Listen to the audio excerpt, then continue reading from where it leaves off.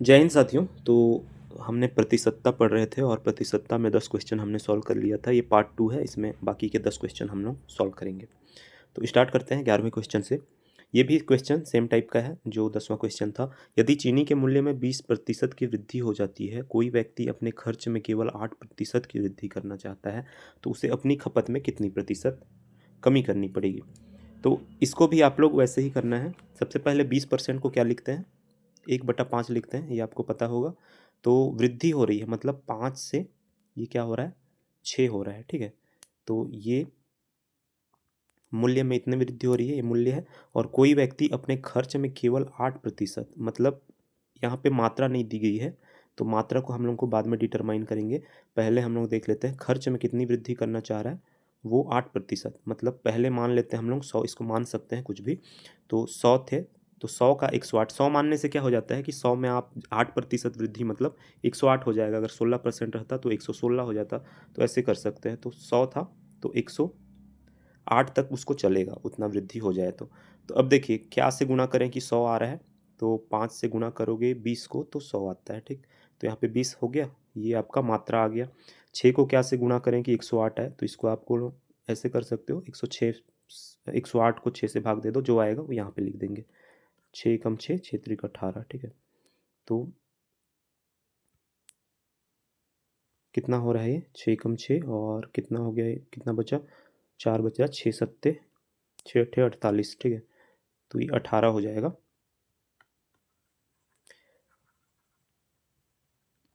तो अब देखिए क्वेश्चन क्या पूछा है, तो खपत में कितने प्रतिशत की कमी, ये खपत है उसका, ठीक है। जितना वो खरीदता है मात्रा में वो खपत है। तो पहले 20 खरीदता था, अब वो 18 खरीदेगा, तब जाके उसका जो खर्च है वो 108 मतलब 8% ही वृद्धि होगा। तो कितना बढ़ घट रहा है, 2 की कमी आ रही है। किस पे कमी आ रही है, 20 पे। तो इसका परसेंट निकाल लो, तो 1/10 आ रहा है, 1/10 मतलब 10%, ठीक है। तो आंसर क्या हो जाएगा, ए हो जाएगा। और एक बार समझ लीजिए, जब ऐसे क्वेश्चंस आते हैं तो आपको क्या करना है, अगर ये बन रहा है तो ठीक है, इसका जैसे हम लोग जान रहे हैं 1/5 होता है, अगर नहीं भी होता है तो भी आप लोग 100 मान के चलिए चले जाइए। जैसे 32% रहता, तो 32% की वृद्धि करना चाहता है, तो 100 रुपये में 132 रुपये हो जाएगा, ऐसे भी ले सकते हो, ठीक है।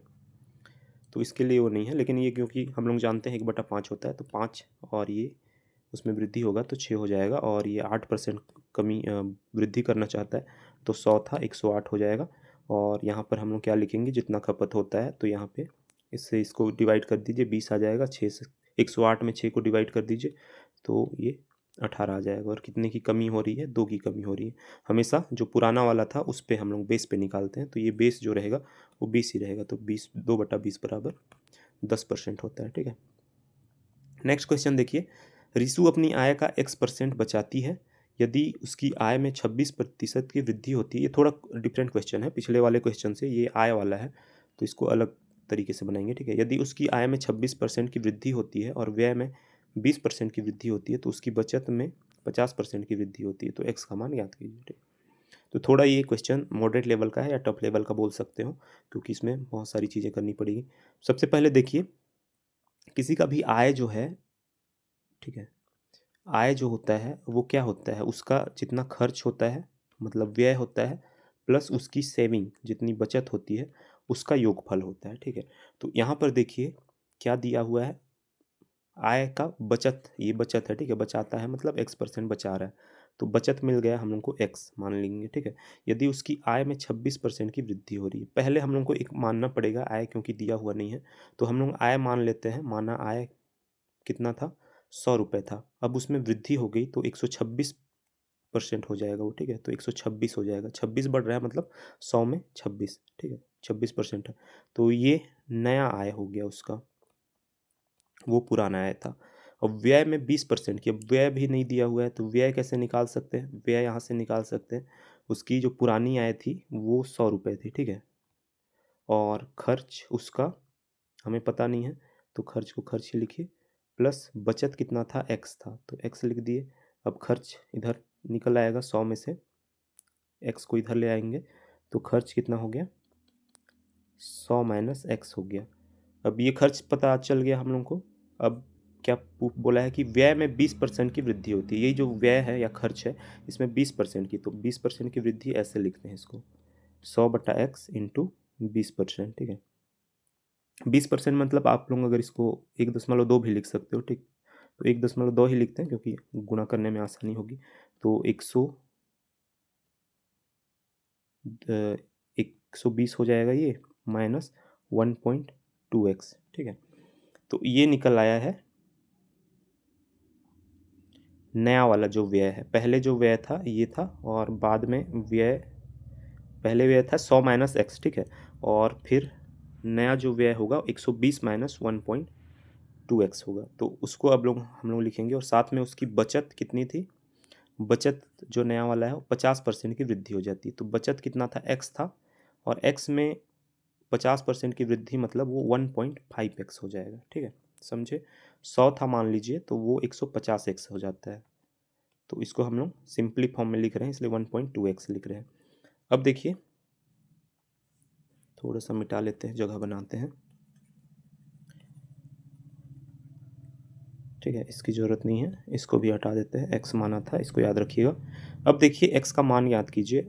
अब इस फॉर्मूला में हम लोग नया वाला का सब कुछ मिल गया है, नए वाले का हम लोग रखेंगे। 126 उसकी आय है, खर्च कितना है 120, सॉरी इसको 120,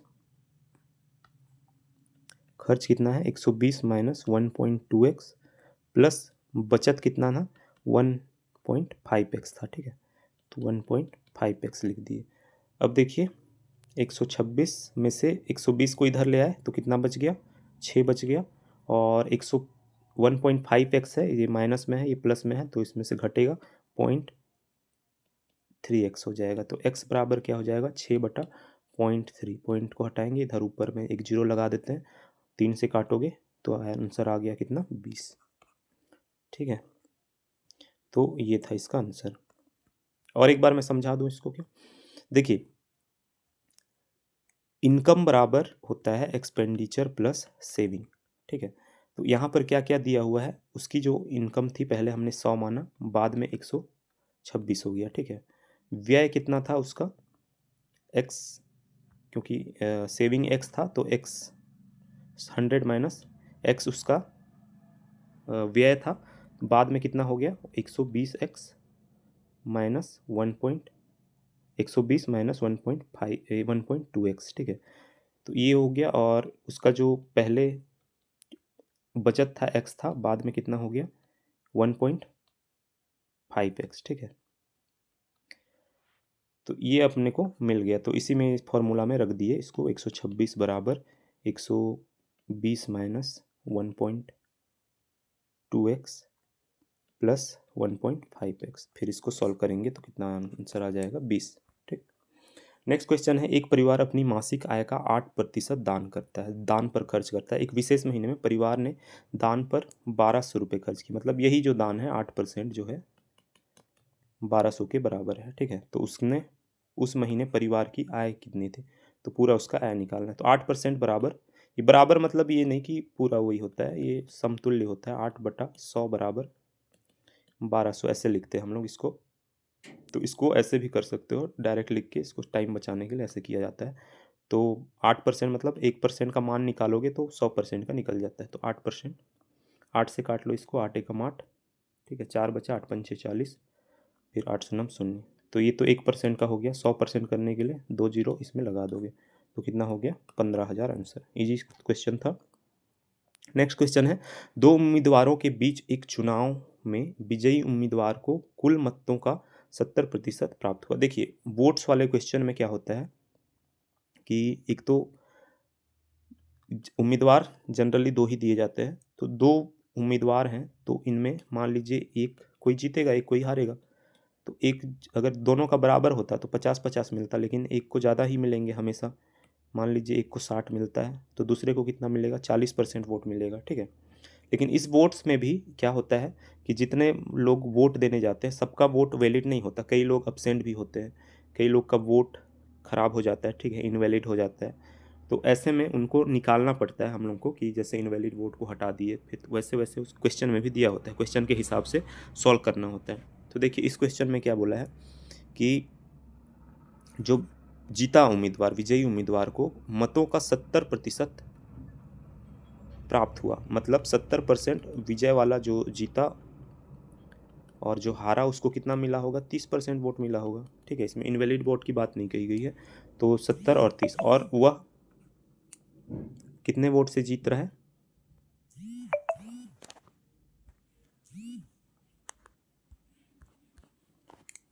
15,400 मतों से जीत रहा है। मतलब ये जो इनका अंतर है, जैसे कोई 100 वोट मिल रहा है, किसी को 50 वोट मिल रहा है, तो कितने वोट से जीत रहा है, 50 वोट से।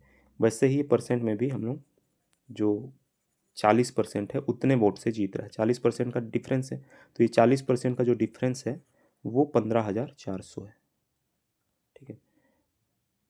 तो इसको अब काटिए, एक जीरो से ये एक जीरो कट गया, 4 से काटिए, 4 तिया 12, ठीक है, 3 बच गया। तो 4 सत्ते 28, 4 अट्ठे 32 हो गया, 2 बचा, 4 पंचे 20 हो गया। तो 1% का मान इतना हो रहा है, 38.5, ठीक है। तो 100% मतों का कितना हो जाएगा। लेकिन इसमें क्या पूछा है, क्वेश्चन भी पढ़िए, हारने वाले उम्मीद, इसमें देखिए अगर इसको 100% करते ये 38,500 आंसर आता और आपको ऑप्शन में दिया हुआ है, लेकिन आंसर ये नहीं है। इसमें ये नहीं पूछा है कि उनका डिफरेंस कितना था, हारने वाले का कितना मत मिला है। तो 30% का हम लोग को मान निकालना है। तो 1% का मान कितना है, 385 है। तो 30% का मान कितना हो जाएगा, 385 इंटू 30, ठीक है। तो काटिए इसको, गुणा करिए, 5 तिया 15, 8 16 तिया 24 और 1 25, 3 तिया ही 9, 2 11 और एक जीरो लग जाएगा। तो 11,550, ठीक है, आंसर ये है। तो हड़बड़ी मत करिएगा, ऐसे क्वेश्चन में देख लीजिएगा किसका दिया हुआ है। ऑप्शन में सब दिए होंगे जो जो आपके आंसर आएंगे, ठीक है। तो हाल वो आंसर जरूरी नहीं है कि सही हो, तो एक बार ध्यान से पढ़िएगा लास्ट लाइन को। फिर क्वेश्चन है, दो उम्मीदवारों के मध्य एक चुनाव, फिर चुनाव वाला क्वेश्चन है। जीतने वाले उम्मीदवार को वैध मतों के 70% मत प्राप्त हुए तथा वह 9,000 मतों के बहुमत से जीतता है। यदि डाले गए कुल मतों में से 90% मत वैध हों तो डाले हुए मतों को की कुल संख्या ज्ञात कीजिए। फिर दो उम्मीदवार हैं, जीतने वाले उम्मीदवार को 70% वैध मतों का, वैलिड वोट्स का 70% मिल रहा है, ठीक है। तो जीतने वाले को और एक हारने वाला होगा, तो इसको 70% मिल रहा है वैलिड वोट का, तो इसको कितने मिलेंगे, 30% मिलेंगे, ठीक है। तथा वह 9,000 मतों से जीता है। तो ये देखिए अब इनका डिफरेंस सेम टाइप का है, 40% बराबर कितना दिया हुआ है, 9,000, ठीक है। तो 40 से इसको काटिए, 4 एक कम 4 दूनी 8 और यहाँ एक बचा, 4 दूनी 8, 4 पंचे 20। तो 1% वोट का इतना हो गया, तो 100% का वोट 22,500। अब देखिए 22,500 भी ऑप्शन दिया है, लेकिन ये आंसर नहीं है, अभी भी आंसर पे नहीं पहुँचे हैं।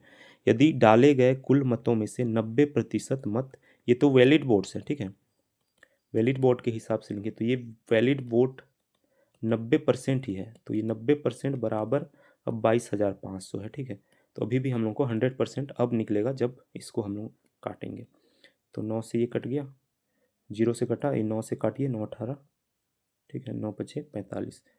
तो 250 ये 1% का हो गया, 100% का कितना हो जाएगा, 25,000, ठीक है। तो ये टोटल वोट्स थे, वैलिड वोट्स में से 10%, इसका 10% कम करोगे तो 22,500 आएगा, ठीक है। तो आंसर क्या हो जाएगा, 25,000, ठीक। तो ये टोटल वोट्स थे, वैलिड वोट्स, उसमें से 10% वोट्स हो सकते हैं रद्द हो गए, ठीक है।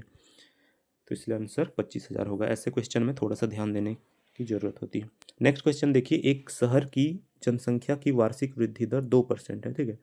यदि वर्ष 2020 में इसकी जनगणना, अब देखिए जो जनगणना होती है या जनसंख्या होती है वो हर साल 2% 2% 2% बढ़ेगी। तो कैसे होगा, मान लीजिए 100 था, तो अगले 10% अगर मानते हैं तो 110 होगा, ठीक है। लेकिन ये कंपाउंड होता है, 110 फिर अगले साल 120 नहीं होगा, इसका 10% होगा, इसका 10% कितना होगा, 11 होता है, तो 11 जोड़िएगा इसको तो 121 होगा, ठीक है। तो यहाँ पे 10 की वृद्धि हो रही है, यहाँ पे 11 की वृद्धि हो रही है। तो वैसे ही होता है, कंपाउंड इंटरेस्ट होता है, ठीक है, जनसंख्या, आपका सिंपल इंटरेस्ट नहीं होता। तो इसमें 2% की वृद्धि हो रही है, कितने साल, 2020, फिर 2021, 2022 और 2023, कितने साल का हो रहा है, 1 साल, 2 साल, 3 साल। तो 3 साल में इस जनसंख्या में कितनी वृद्धि हो जाएगी, वो कितना हो जाएगा, ठीक है, वो पूछता है। तो 3 साल का यहाँ पर अपने को इंटरेस्ट निकालना है, कंपाउंड इंटरेस्ट, ठीक है। तो या तो आप ऐसे कर सकते हैं कि 1,50,000, ये 1,50,000 इंटू ये 2% है, मतलब 102/100 लिखेंगे और इसका 3 बार गुना करेंगे, तो ये ऐसे करके आप इसको कर सकते हो। या फिर क्योंकि यहाँ पर देखिए ऐसा करने से आपको 102 का क्यूब निकालना पड़ेगा, हालांकि क्यूब निकालना भी बहुत बड़ी बात नहीं है, लेकिन इससे आसान ये होगा कि आप इसी को ही देखिए 1% आपको पता होता है, इसमें से इतना ही नंबर को ले लीजिए 150 को, ठीक है, बाकी का 3 जीरो को हम लोग बाद में लगा लेंगे। 150 ले लिए, इसको आप बढ़ाइए, एक बार बढ़ाएंगे 2% एक साल, फिर अगले साल का 2% बढ़ाएंगे, अगले साल का 2% बढ़ाएंगे, तो 3 बार हम लोग को बढ़ाना है। तो उसी को करिए, देखिए 100 का 1% एक होता है, 150 का 1% 1.5 होगा, इसका 2% कितना हो जाएगा, इसको डबल कर दीजिएगा तो 2% हो जाएगा, मतलब 3 हो जाएगा। तो पहले साल में इसमें 3 जुड़ेगा, 153 हो गया। दूसरे साल में देखिए 153 का 1% कितना होता है, 1.553 होता है, इसका 2% कितना हो जाएगा, 2 से गुणा करिए, 3 दूनी 6, 5 दूनी 10 और 2 एकम 2 और 1 3, 3.06 जुड़ेगा इसमें, ये जोड़ दीजिए तो कितना हो जाएगा 156.03। ये दूसरे साल के लिए और एक बार हम लोग को जोड़ना पड़ेगा, फिर आंसर आ जाएगा। 156 का 1% कितना होगा, 1.5608, ठीक है, सबको लेंगे दशमलव को भी क्योंकि यहाँ पे बड़ा संख्या है। इंटू 2 करिए, 8 दूनी 16, 2 एकम 2, ये 1 हो जाएगा, 6 दूनी 12 का 2, सिलाया 1, 5 दूनी 10 और 1 11, ठीक है, 2 एकम 2 और 1 3, तो 3.121। तो इसको जोड़ दीजिए, इसको जोड़ेंगे तो क्या हो जाएगा 3.1216, इसको जोड़िए इसमें 156 में, तो ये 6 1 हो गया, 8 2 10 का 0, हासिल है 1 1 1 2 हो गया और 6 3 9 हो गया, 5 हो गया, 1 हो गया, तो ये आ गया आपका आंसर, ठीक है। तो 3 जीरो हमने नहीं लगाया था, 3 जीरो इधर लगाएंगे तो दशमलव इधर आ जाएगा, 159,201। आई थिंक कैलकुलेशन कहीं पे मिस्टेक हुआ है, एक बार फिर चेक कर लेते हैं, लास्ट वाले में मिस्टेक हुआ होगा आई गेस।